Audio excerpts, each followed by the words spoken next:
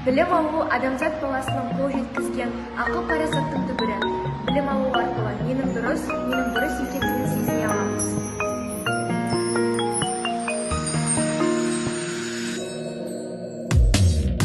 Алғаш